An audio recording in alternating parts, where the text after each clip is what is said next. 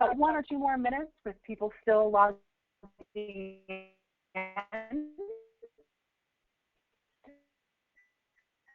and we will start.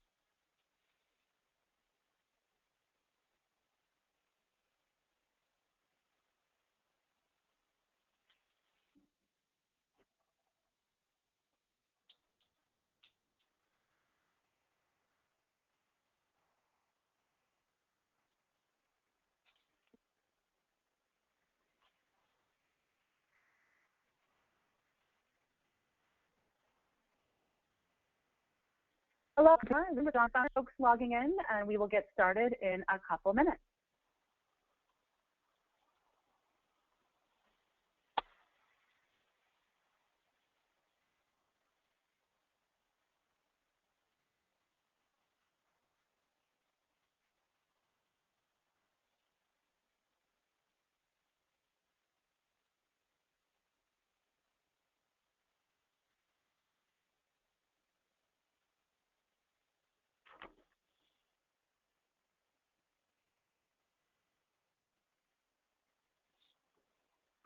Thank you all for joining us this morning. This is Devin Werble with the John Burton Foundation California College Pathways Initiative. We're going to go ahead and get started with today's webinar, Building More Facilitation Skills.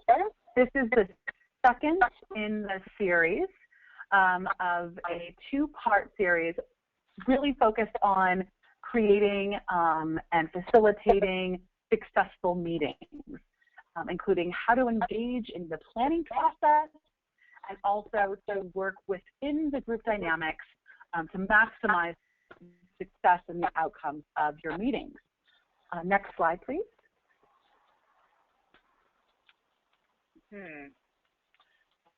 Okay. Sorry. It appears to be nothing. Hold on 1 second.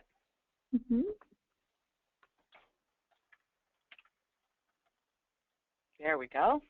Thank you. Okay. We're back. We're back. We're back on it. The call is back on. Here we go. So the call-in number is here on your screen, and you also have an access code. So you'll see your control panel on the right side of your computer screen. If you have issues, please make sure that you submit any live questions or problems if you have any logistical issues as we go through the broadcast. Morning, I will be moderating. So you would just click on the questions panel, type your question, and click send, and then those will go directly to me. And of course, as always, we will post a recording and the materials of this presentation on our website at cacollegepath.org by the end of today. So without further ado, let's go to the next slide. Today's panel, we've got our partners at Harder & Company, Michelle McGee and Carrie Tam. We're really excited to have you guys back to do the second section of Baseline, Effective Facilitation Skills. Thank you all so much.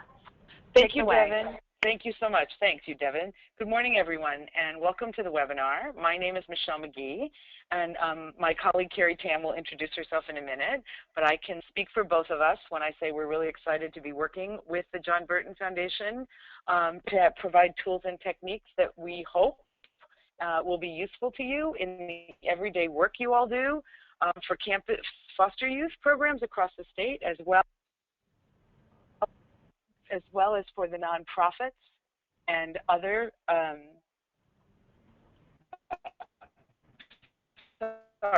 can people hear? All right. And to be useful in the everyday work you all do for the foster youth programs across the state. I know there's quite a few people from community-based organizations also on the line, as well as county offices of education.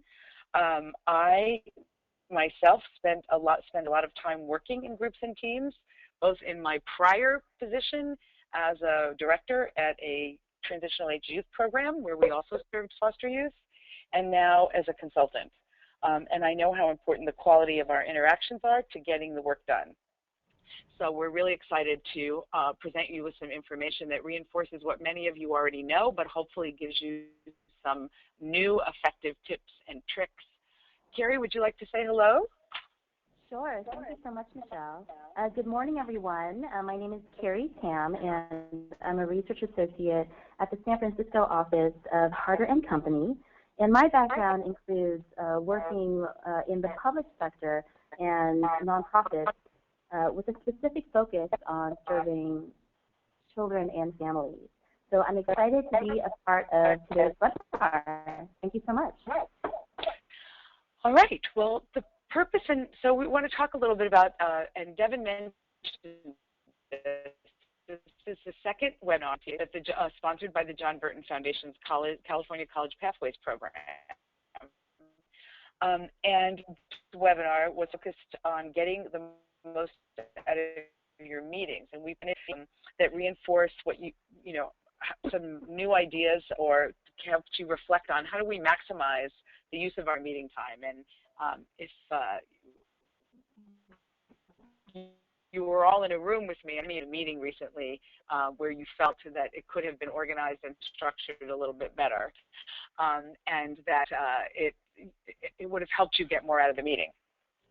And so today we're going to take the next step and focus on the facilitation of meetings, which is really how to drive through the structure of the meeting to achieve whatever it is that you're trying to do, make a decision, plan a new program. Our learning objectives, and we want you to hold us accountable to that. So I know at the end of this webinar you'll get an email from Devin to actually give some feedback on whether we achieved the following.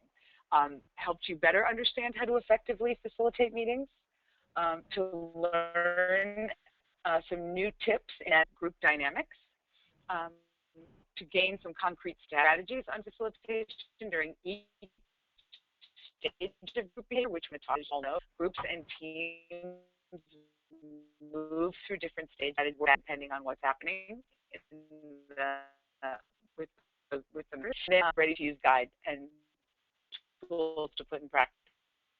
So that's at the end of this webinar. So I know some of you may have participated in the last webinar, but some of you may not.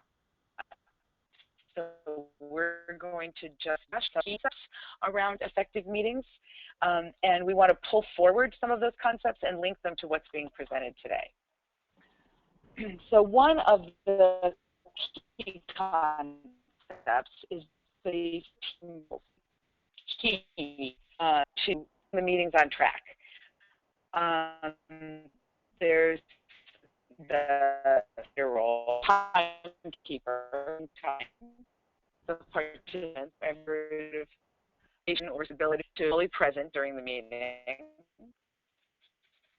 and takes so that in cases you or another member of your team might have to play all four of these roles in the meeting, which change kind of you. But what here's roles is that the activities related to them, keeping time, having meetings start and end on time, documenting actions and follow-up depending on what level of note-taking is possible. If you're doing it yourself, it may be that you're, putting a little chart, action plan chart that says, here's what we agreed to, and here's who's going to do it, and here's the timeline at the end of the meeting, rather than more comprehensive notes, which might actually highlights of the discussion. But all of these things help meetings run smoothly by providing the structure and organizing the process. Today, we're going to focus in on the facilitator role. And the facilitator has pivotal responsibilities in the meeting, because you act really as sort of an air traffic controller. Take responsibility for guiding the process of the discussion and decision making. It's critical to shaping and guiding the process of working together so that the group meets whatever goals and objectives you've set out, and ultimately people walk out the door saying, wow, that was really a productive and efficient use of my time. I'm glad that I came today. And so as you're concentrating on how to move the meeting agenda and meet those goals, we wanted to just talk through some of the techniques that can be helpful for that. First, we want to talk a little bit about the multiple roles that a facilitator plays. So you your ultimate job here is to support a group, your decisions are made, and again, it's like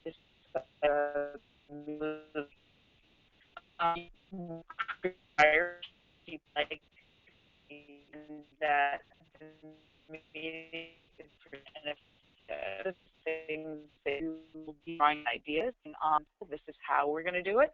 This is the structure of our this is what we're going to do. Help it on figuring out ways to bring people back if they float off a little bit, helps the group, supports full participation, summarizes discussions and conversations, and I think a really important one, and we will talk in depth about this a little bit at the end, is bringing closure to the meeting with an end result or action, so not taking for granted that when the meeting ends, everyone is on the same page, but really iterating and making transparent what the closure is, what the end result is, and maintaining neutrality, which is not always easy. I said earlier that as a facilitator, you may be in multiple roles because it's not like all of our meetings are well-resourced and we can afford to have contracts with folks who come in and facilitate meetings and take notes. It's always, in my experience, been a little bit of a luxury when that is true. So as you're aware of group dynamics and doing all these things, making sure people feel their voices are heard and supporting participation, you may also need to participate in the discussion. One of the things that I find helpful in that for me, and again, it depends on the group and how long you've worked with them, is I may literally say I'm stepping out of my role now as facilitator and physically take a step to my left or right so that I'm visually demonstrating the words that are coming out of my mouth. And I think that often is a good technique when you are dealing with high stakes topics where there's a lot of really strong opinions and the meeting is not starting out with a lot of agreement and you know that going in. And I think it's also important to just reflect for myself when when I'm a participant in a group I'm facilitating, is whether or not my opinion is holding more weight and whether I need to sort of reinforce that idea of asking, of checking in with people and encouraging them to participate. So during the first webinar, we presented a quick kind of overview of the stages of team behavior. And this we did to provide a framework to help you think about how to manage the group as a facilitator and the techniques that apply at the different stages. So we have worked a lot with a gentleman named Sam Keener, who runs an organization called Communities at Work. So if there's folks in the Bay Area on this call, you may actually be familiar with his work. And this is a model that he uses, a framework, the stages of convergent and divergent. And it's really,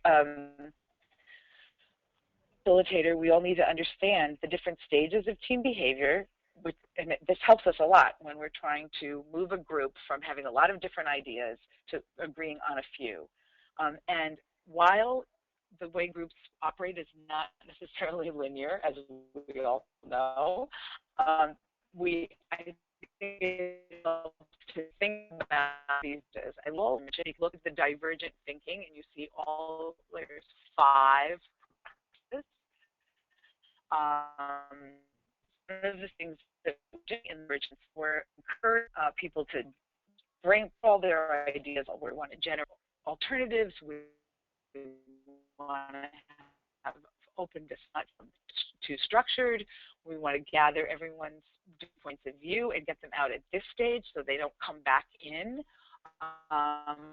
Or if they do come in, find them, they can say, we talked about that at the beginning. Is it okay if there's something else that you left out? The problems are actually problems. The room in that moment is energetic and dynamic. There is a lot of discussion. There's a lot of back and forth. depending again on the topic. It could be that there's some heat in the room as well because people are really excited or they feel really strongly about it. And sometimes as a facilitator that can feel or may feel a little bit chaotic. I think it's also very important to remind the group that this is where they're supposed to be. This is a place for generating innovative and creative ideas and for making sure that all the voices come to the table. And as we move into the grown zone, which is also kind of emergent. So we're really looking at, wow, here we have these 5 different ideas, and let's sort of talk about and understand and unpack those tools where we can summarize and synthesize some. And at this emergent kind of phase, you may already be saying, well, actually, you know, idea 1 and 2 are really, really close to each other, and maybe we can combine them. And then at the convergence stage, which is when the group gets to a place where they're summarizing and synthesizing, that's the time we may repair decisions, because often we get to that place where we want to make decisions or prioritize in the last 15 to 20 minutes of a meeting. And so this is where we're evaluating alternatives,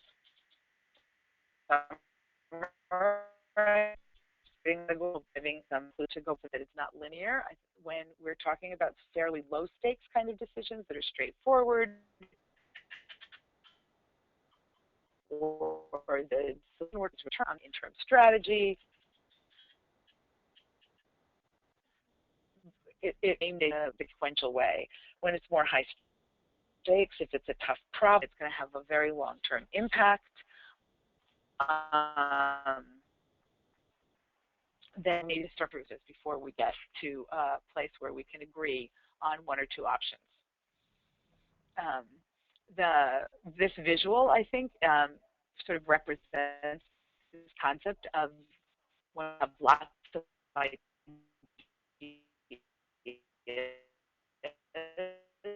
and they're on the table. I think that one example may be if there's a program that wants to brainstorm ways to conduct outreach at 3 new high schools or school districts. We want to get different ideas. There may be someone who says, I think that the different perspectives and which activities might be more successful. So I think that this is also a place where, as people are generating ideas and they often describe why or why not they think these might be successful. So, for example, it might be that someone thinks student printed materials in student halls is a great idea. Others think setting meetings with principals or superintendents, maybe presenting in the classroom or doing co-presentations with community partners in the community. And so I think that often when we get to the convergent stage, to decide on 2, I gave you 3 ideas, but say there were 5. Out of those 5 might depend on some things like the resources available and the dollar amounts. So I think that's how we move through the sequencing. But it is where we want to get. So we want to talk a little bit about processes for the green head and getting some ideas out. And as a facilitator, you have techniques available to you that are more helpful for getting ideas out than they are for prioritizing. And the list here, brainstorm, using active listening skills, drawing out opinions, and supporting full participation are 4. There are some others in the guide that you will be able to see, but we want to go through these. Brainstorming.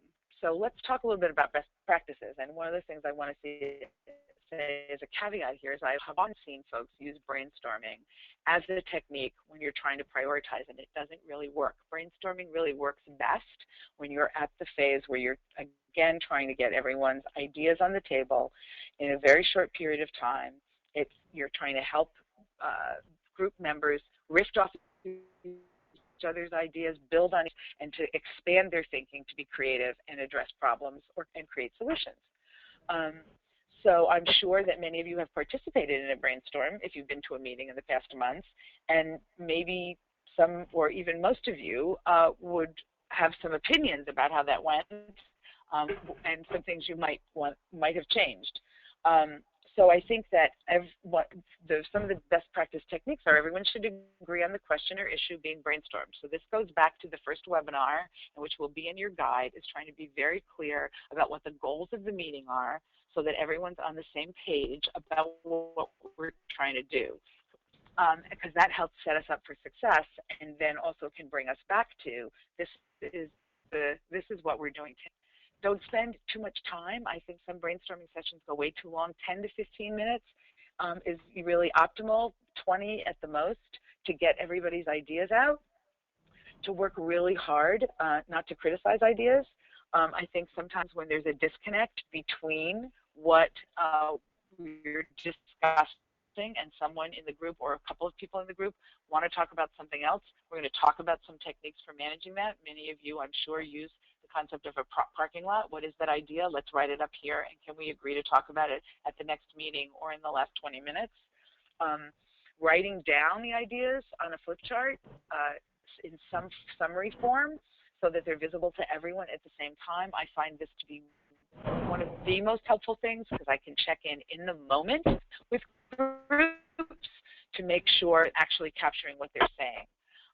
And I would really encourage people, if they want to say to me, no, that is not what I was trying to say, and that gives you an opportunity to set that the group tone that says, yes, you are listening to people and you are going to draw them out. And even if what you put up there doesn't quite reflect at the time, the process of being accurate with the group members is really sets you up, buys you a lot of cachet, I think, for later on. And then leave explanations and clarifications until later during a brainstorm. It's not ideal to stop. I would also have a little tip here, which is, as you all know, this is a judgment call, and again, it can depend on the stakes. It might be necessary to clarify if not clarifying means that the group is getting stuck in a place where you want to move them from. And so it can be necessary to do in the moment, but it is best to, again, get all the ideas out first and then come back to explanations and clarifications. Another brainstorming technique that can be used, and it's easy to, well, I shouldn't say it's easy, but it's quick, concise, and it can be used when there's not a lot of deep analysis and it's not a broad topic, but it's a fairly short term. So outreach and recruitment activities that you might have to decide on. Types of student enrichment, maybe outreach materials. So it's flexible and it's versatile. You can also use this by putting folks in pairs or triads or even small groups, which helps build the team, and giving people 5 to 10 minutes to write down their ideas, and then having a process where they actually share their ideas, moving one by one around the group or moving from group to group. Or pair to pair, depending on how you've set it up. Another strategy that is used when your ideas are maybe a little bit broader, and so for example, how you're going to engage these school districts in the recruitment efforts. And you already know walking in that there are some folks who are going to come to this meeting with some strong perspectives and preferences about how to go about that, or whether it's even going to be feasible based on past history. And so this is giving, again, the group a well-defined topic, having them brainstorm individually, and asking them to share their ideas in random order. The idea here is to create a synthesis or a map. So this technique works really well also with small groups or with triads, because then you can ask the group to have a discussion, give them a little more time, maybe 15 minutes, because what you'd like is for each small group or pair to come up with 3 big ideas, or 2 to 3 big ideas, and share with the group. And then as one group shares their ideas, other groups can come up and actually map their ideas on top of the others, so that they begin to do the synthesis process with facilitation and support from you. which brings me to sticky notes, one of my personal favorite techniques. They're popular for brainstorming because they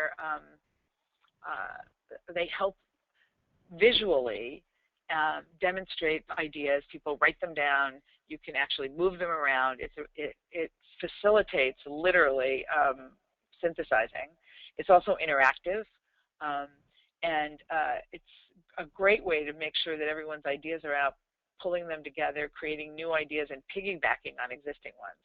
So again, it's not dissimilar from the team mapping. It's a little bit different process that allows participants to write down their ideas on a sticky note, have them cluster their ideas, and then sometimes that in itself highlights that folks may have more ideas in one area. We did this just last week. I did this with a planning group for early childhood, and we actually generated a lot of ideas around sort of internal strengths, what was working really well, and what needed to what was challenging and needed kind of fixing or wasn't going as well. And folks generated some great ideas. Some of it had to do with staffing, some of it had to do with managing teams, some of it had to do with better supervision, and they were able to identify like sort of 3 top priorities. So some of the techniques for generating ideas, which are in general ways to manage groups, are active listening techniques. But I wanted to highlight a few that are particularly useful for brainstorming and generating the sort of the divergent thinking part of the group dynamic. So encouraging.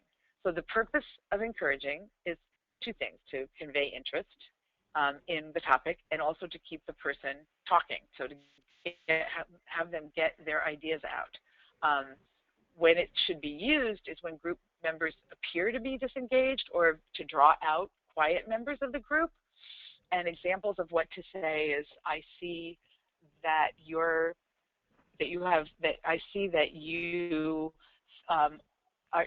idea, that you have a lot of feelings about this idea, or I see, or that's really interesting. Can you tell me a little bit more about how you would go about recruiting? Restating, so to show that you're listening and understanding, and to help the speaker grasp the facts. We talked about this a minute ago under brainstorming techniques. So it's really a restate of the speaker's basic ideas and facts and putting them in your own words, and then asking them if you're understanding what they're saying. And in other words, your decision is to move forward with with inviting 2 new school districts to the meeting next week. This can be helpful when group members appear to be confused or there is a lack of clarity, so to restate what they're talking about, and also to clarifying decisions that are being made by the group. So we've decided to move forward with the program, but we also know that we need to do some more work on the family engagement piece. And we're having a small group work on that, and they're going to bring that back in 2 weeks. Reflecting, letting the speaker know you understand by being sympathetic to their feelings, and to pull important ideas and facts together. And this is when a group can appear to be agitated or distressed. So this is a good technique for what we're going to talk a little bit about later, which is managing conflict or difficult behavior in a group, and also to build rapport and empathize so that folks really see that you are trying to connect with them. And some of this, so you feel that, or you were pretty disturbed about that, or you believe, are some starters to that, to reflecting. And then summarizing, which is a little bit different than restating in that we want to establish a basis for further discussion and to review our progress. So here's where we want to move along, and we want to say, well, the idea that Carrie had and the idea that Devin has seem very, very close. And is it okay if we combine them? And these seem to be the key ideas, and if I understand you, you feel this way about the situation. So those are some examples of active listening techniques, which many of you use all the time in working with your colleagues and the youth that you work with, not just in in groups. So let's talk about some strategies for managing conflict and difficult people. So interventions are techniques to use when we are confronted with conflict or challenges with a group during meetings, when it just doesn't seem like we're being able to get on the same page, or there's one or two members of the group who seem particularly frustrated or annoyed. They can be used separately, but are usually more effective when they're used in combination. So none of these are standalone, and you may need to try a bunch of them. And they're all very low on a confrontation scale. So this is really they're effective in getting challenging situation control and managing conflict. And they are the use of ground rules, accepting, dealing, and deferring, which is really negotiating, if you're comfortable doing that. In some cases, stopping a meeting, which does not have to be dramatic, it can just be a break. And then going back to some of our active listening skills, like using encouraging language. So we talked earlier about parking lots. So parking lots, I think, are a very, again, popular technique and tool. They're used a lot. They actually work. It can be also, depending on the group you're working with, it can be fun to give this a different label. I know some folks like here in the Bay Area like to call it a bike rack, or it can be hot topics. For those folks who like popular media. But it is a great way to document what needs to happen next, but not follow the track off topic. So when a conversation gets off topic, to briefly say, okay, this is why we have our parking lot or our bike rack. Let's write down this idea and come back to it and make sure that it's part of our next step plan.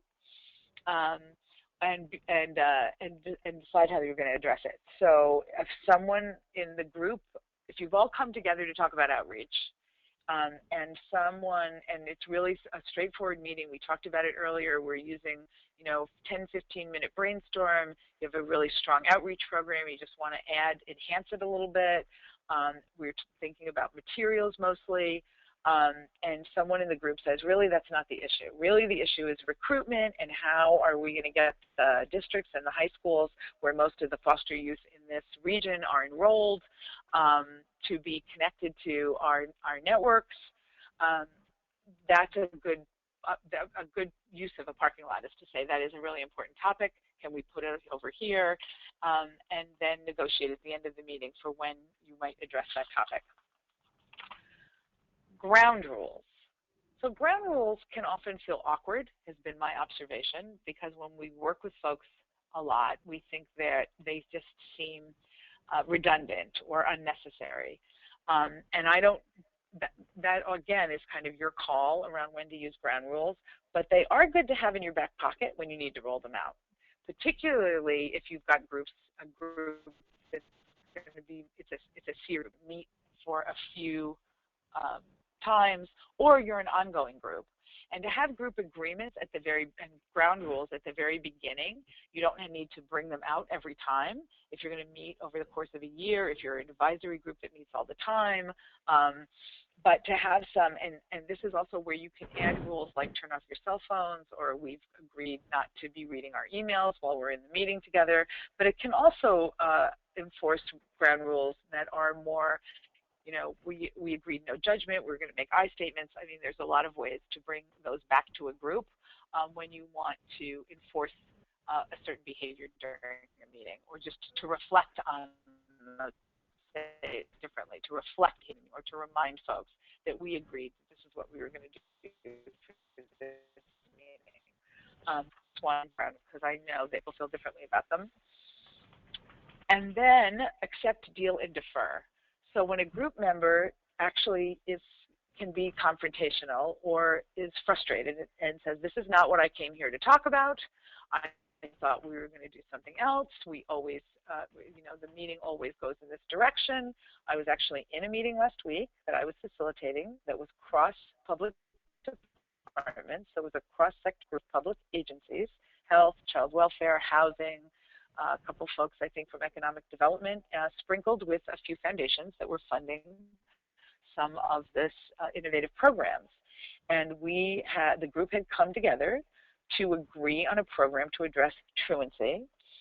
And we had, the reason for the meeting was that there was a 2-day deadline to send the program, so the big picture goals and activities, to the next layer of management to be included in the budget. So many of you know it's budget season in the public sector.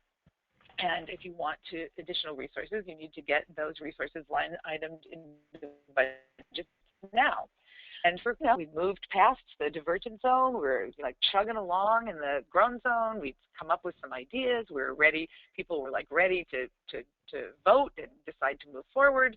And someone in the group said, you know, I can't support this. I absolutely cannot support this because in order to address truancy, the family engagement component is just too weak. It needs to be spruced up. I don't feel like this is a comprehensive program.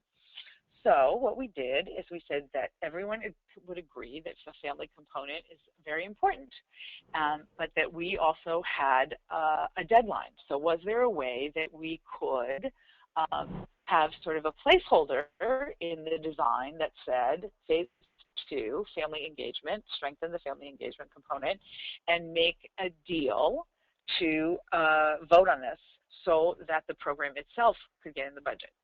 And it took a little while, and we went back and forth, and we tweaked some of the goal language to include caregiver and family language, and we were able to negotiate a compromise.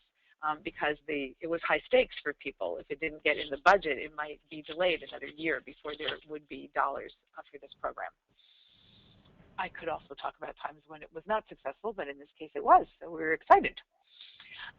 And in the circumstance where you're frustrated, everyone's frustrated, it's not working, sometimes a break and changing up the dynamic is the best thing to do. It gets people moving around, moves the energy around in the room. If you feel necessary, it also gives you an opportunity to talk to someone outside of the room and say, gee, you seem particularly frustrated today. Is there something that we can do as a group or that I can do to help you feel like your voice is being heard in the room? And just what I do think it's amazing a break, and many of you have experienced that as well. One of the another technique is using body language. Now, I use this technique. It works for me. I think that it's very individual for folks to feel like, is this something that you feel comfortable with? And I often use it when a group member in particular is having a lot of side conversations. And if you do use body language, it still needs to be very neutral, very not, but I walk around and I might stand next to the group, next to the person, I make eye contact, and I just talked about changing my seating or standing position. And when I am a group where there's a lot of tension and conflict, I rarely sit, just so that you know. I'm often walking around because I find that it helps keep the flow moving, and it keeps me as a facilitator as a focal point, and it deflects maybe some of the tension between individual group members. Again, it's an individual choice. In some circumstances, stopping the meeting, again, we talked about breaks, which I think is one of the most useful ways, but I actually did a retreat 3 months ago with a group of folks who were a collaborative of folks who were literally on the streets responding to gang violence. And so there was a lot of strong opinions in the room. There was a lot of frustration in the room, a lot of stress in the room.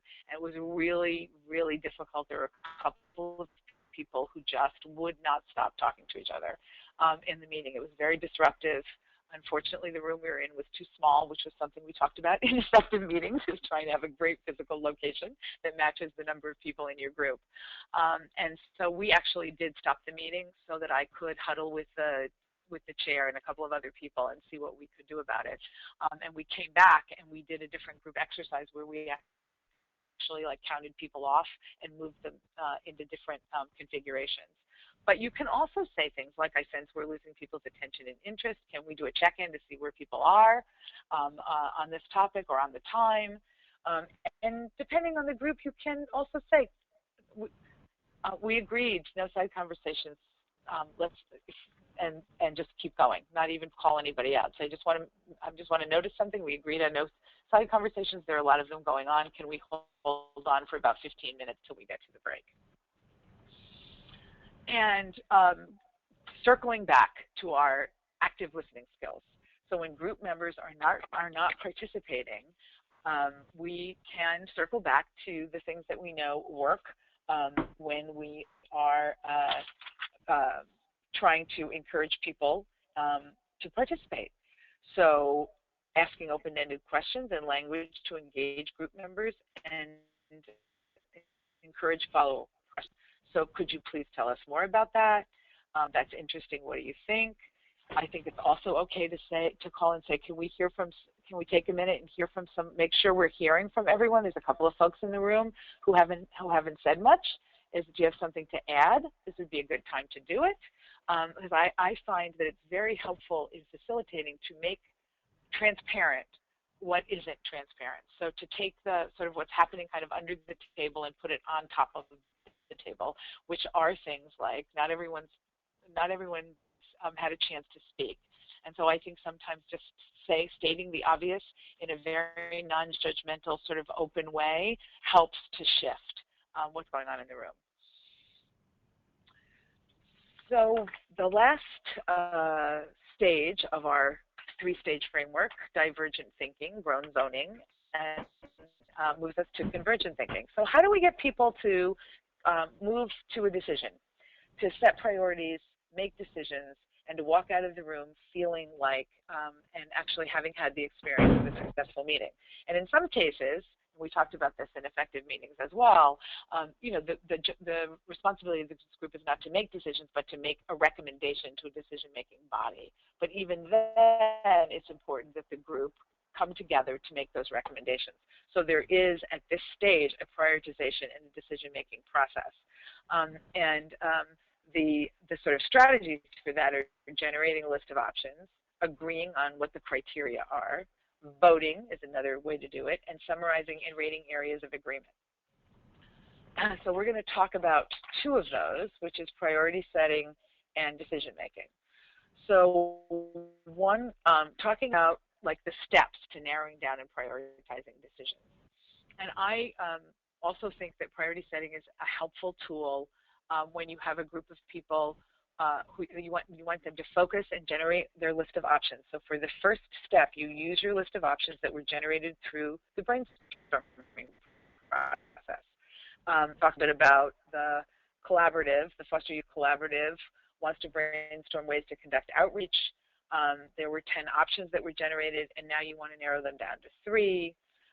The criteria that you use, and I sometimes a tip might be before you start to prioritize is to actually agree on the criteria, because if you are agreeing on the criteria after you prioritize, people can sometimes be very rooted in their sort of precursor decision. And if we can agree on criteria ahead of time, it's just a more objective and transparent process. And the criteria could include feasibility. So is this low-hanging fruit? Is this something that we can get off the ground fairly quickly? Resources. Do we need money for this that we don't have? Is there additional resources, either financial or human capital, that it's more than we have at our disposal? So what level of resources? Another is impact. Is this going to have a short-term effect or a long-term effect?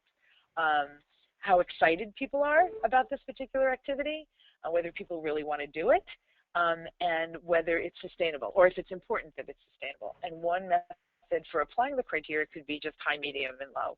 It doesn't have to be. There's, as you know, very complicated ranking criteria that are with mathematical formulas, but there's also high, medium, low. And then you can write down the options on a flip chart and the tear sheet, and let people get a sticky dot next to each option. They could get up and make a check mark. You could vote. And it's it's a good time to use some of the techniques that we talked about earlier for active listening. I do think that this is a good technique to use when you want to make your recommendations or your decisions. It's a group that meets once, it's a group that meets multiple times, but it's a very structured way to get from lots of priorities. The other we're going to talk about is structured discussions. One of the tips that I think is true for structured discussions is that it's better to use this when you have a group that's worked together more than once. So practicing with prioritization and a more structured kind of voting kind of process, I think works when you're just there for one meeting and you need to make some today, or you've decided a couple of priorities. For groups who have worked together for longer periods of time, I think that the structured discourse before we about consensus. So a lot of times we're all trying to reach consensus, and consensus means that all the participants in the discussion understand and are prepared to support whatever decision we're making, even if it isn't their first choice. Often rates of agreement. So I might not be off the charts strongly enthusiastic, but I may be like good enough. So people feel that they can stick on it. It's very different than unanimity, which I often think gets confused with consensus. And unanimity means everybody needs to be strongly enthusiastic. It can take a lot longer to get there, and it may not always be necessary. If it is necessary, it just means that the process will take long, and you have to circle back before you get to that place.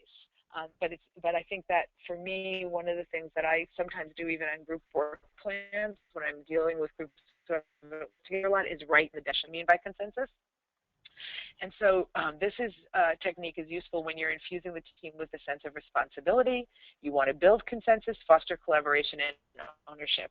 So consensus still gets ownership and buy-in.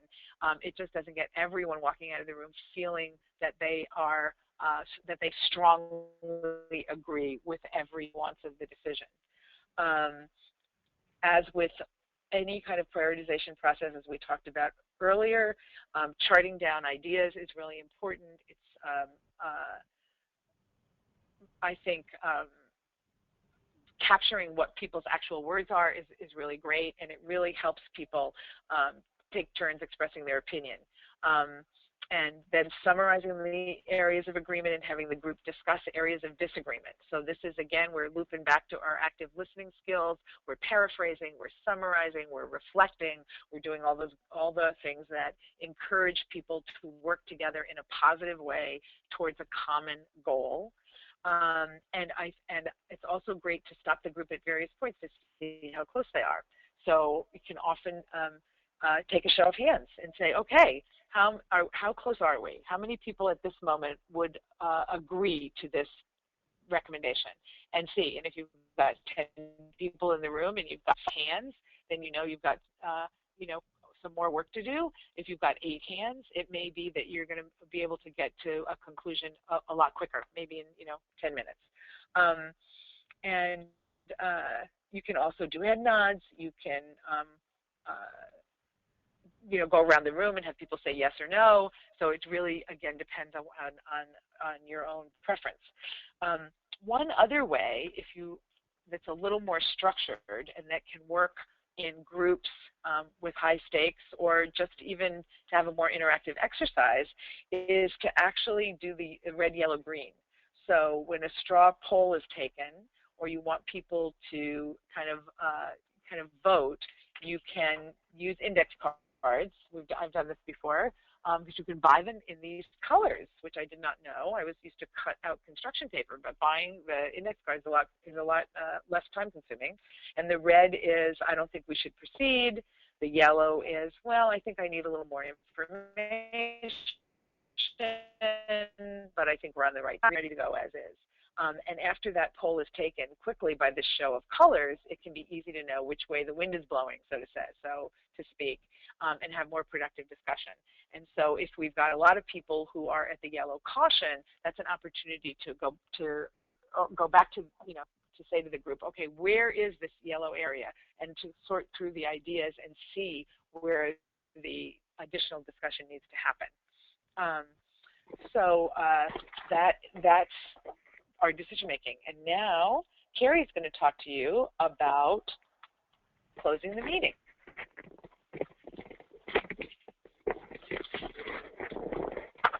Great. Thank you so much, Michelle. So now I'm going to cover an important but sometimes part of a facilitator's role, and that's effectively closing the meeting. So you want to be sure not to neglect this step, because the close of the meeting provides an opportunity to identify next steps and help keep the momentum of the group moving forward, as well as reflect and evaluate the meeting and its results. So here are some tips for facilitators to help guide this process. So first, you'll want to review the meeting results by looking back at the topics covered, the decisions reached, and the goals achieved. And you also want to confirm any key agreements to make sure everyone is on the same page. Another helpful tip is to identify next steps for the group.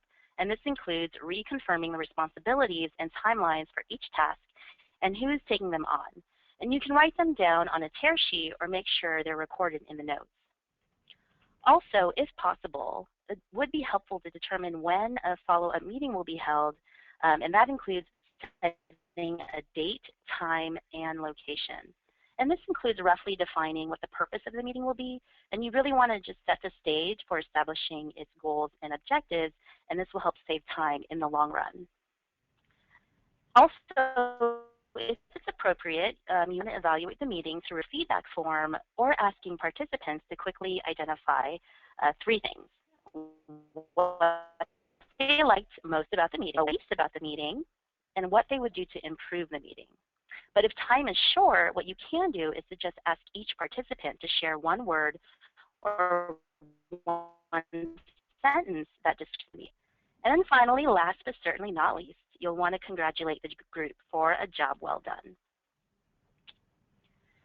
Okay, so to learn more, there is a ready-to-use guide and tools that you can put immediately into practice that includes more detailed descriptions and step-by-step instructions on today's content on facilitation, as well as how to get the most out of your meetings. And this guide also includes some handy tools such as the Facilitation Skills Checklist, which you can see on the slide now, this as a self-assessment to make sure you're fulfilling and understanding the basic responsibilities of facilitation. And all of the tools and the guide are available for download right now at the California College Pathways website, and the URL address is listed here on your screen. And we really hope you'll check them out, and we hope they'll be useful for your work. That said, we want to thank everyone so much for attending today's webinar. It's been such a pleasure. Great. Thank you guys so much, Michelle and Carrie. This was great. I do have a couple questions, and if anyone has any more, go ahead and type those in the question panel. The first question I have is, do you have any tips for charting as a facilitator? You had mentioned charting in your presentation as a way to capture information and to engage your participants for charting.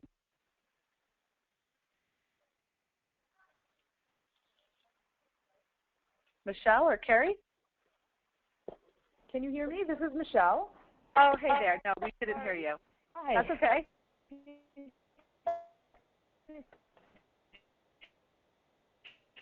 Is a better thing, but also to write large and to also use the good markers. So I know that sounds silly, but not having good markers is really one of the, really helps a lot. Great, thank you. Yes, perfect. And I was going to say a couple other things. Is I think that as you're doing it, just make it visually appealing, alternate colors, and also don't be afraid to ask people if you're capturing what they're saying. Thank you. That's great. Another question that came in, what's a good way to start in the first minute or so to capture your audience?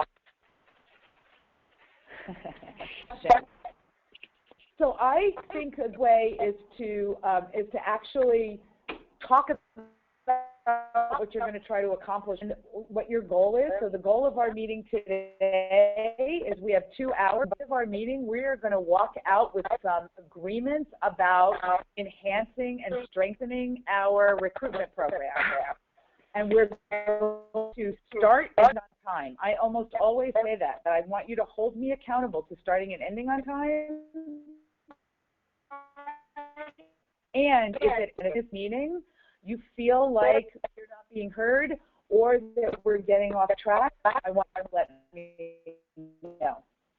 So that's, I know that that's, there are also, icebreakers. I use an icebreaker. I like to use an icebreaker that's connected to the content, and a great way to start a meeting right after you do the goals and the time is to put people in pairs and have them talk to each other really quickly, and maybe, one thing that you really wish for about this meeting, or a successful meeting that a big success that you had this week, and share it, and then share it with the group. That's a way to get the energy level going right away, is to let the group talk. Great, thank you. One more question, just generally speaking, what are some other tools facilitators might use in conducting, a very organized, efficient, and focused meeting? Presented during the webinar the idea of really, using the tear sheets and writing on them. So I just want to reiterate that, because all these things I'm going to say are versions of that. So another is graphic recording. So there are folks, as you know, who are fantastic graphic recorders, and I feel like they're like repurposed graffiti artists. But you can also learn, there are facilitation handbooks that if you look in the back, they'll give you some simple visuals to add to your flip chart. So it is practicing on how to present information in a little more, chart, or if you're having an idea, drawing a light bulb, having stick figures for people in communication. So I do think that helps, and you don't have to be an artist to do things. We talked again about sticky notes, about cluster brainstorming. There's also a lot of new things. There's something called a sticky wall, which is kind of fun, but you have to practice using it. So one of the things I would say about any of those techniques is if you've never used them before, don't try them out in the moment. Try them out with your internal folks first to see how they work, because not all techniques work with all groups. Great. Well, thank you. I think this was a great wrap up to our 2-part series. And again, big thanks to Michelle and Terry. I don't have any other questions coming in. And as we noted, all of these materials will be on the California College Pathways website, cacollegepathways.org, under the section Resources and Training Materials. I hope you all have a wonderful day, and thank you so much on today's webinar. Bye-bye. Bye-bye. Bye. Thank you. Thanks. Thanks.